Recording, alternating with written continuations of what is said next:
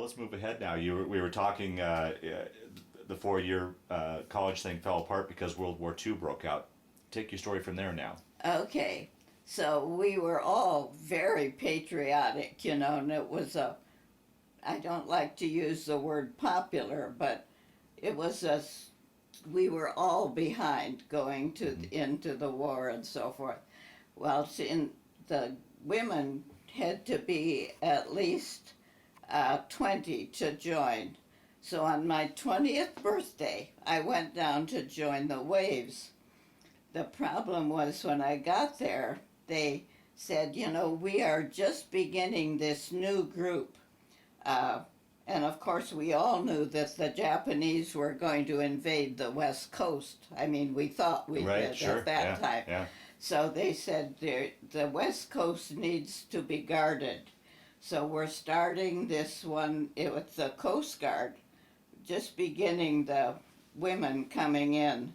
And they said it's going to be much smaller than the Waves. It's going to be rather elite. And if you'd like to, you could enlist in that. And so I became a Spar. And I was sent, first my training was in Palm Beach, Florida. Now, you say SPAR. What does that stand for? Doesn't stand for anything. Oh, okay. A Spar, you're not a good Navy man, are you? A Spar is the, it's been so long, I can't remember the right wording either. But it's what is a pole on a ship? The mast?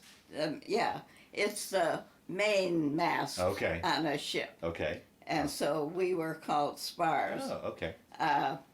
And they used to tease us because they said, well, it's the mast that sailors hang on to in storms. So I went to Florida, and it really was very elite. We lived in hotels. We didn't live in barracks with lots of women all over everywhere.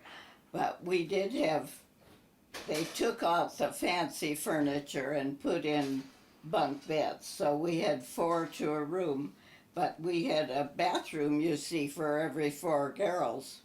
And we were very elite. We had, so there I got spoiled there too, I guess. And how was that transition for you going, one, from civilian life into military life, and 2, leaving the upper Midwest to tropical Florida? Oh, I loved the Florida. Oh, yes. Even then I didn't like snow. Get away from the snow. The first part, I've always been an easy adjuster. I adjust easily. And so I can't remember that it was at all difficult.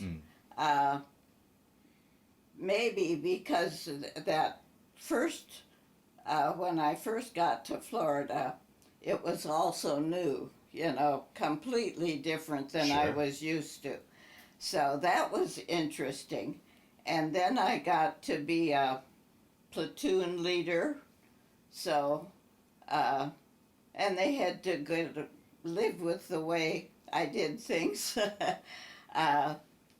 So, like, I was the boss over my little platoon, and I don't remember having a trouble adjusting at all. Okay. And then I went to, I was already a secretary, but I became a yeoman, which is, Navy language for a secretary. So I could have gone to Washington, D.C., or I could go to California for my regular duty. They gave you that choice? I Okay. had that choice. And I thought California would be just like Florida, and I loved Florida. So I said, I'll go to California. I said San Francisco, but I didn't get San Francisco. I was sent to Long Beach, which is the 11th Naval District, and it was not at all like Florida, which, you know, it was not as tropical as Florida. So at first I was disappointed. Oh, this isn't right, you know, but I learned to love it. Stayed there all the rest of the year of the service. I was in Long Beach and lived, like I said, in a hotel right on the beach. So we walked out of our hotel, we were on the beach. Yeah. It was great. Um, I was in intelligence, which was very interesting. And of course, I was not an agent, but I typed up all the reports of right. the agents. Oh, wow. So I got to read them all.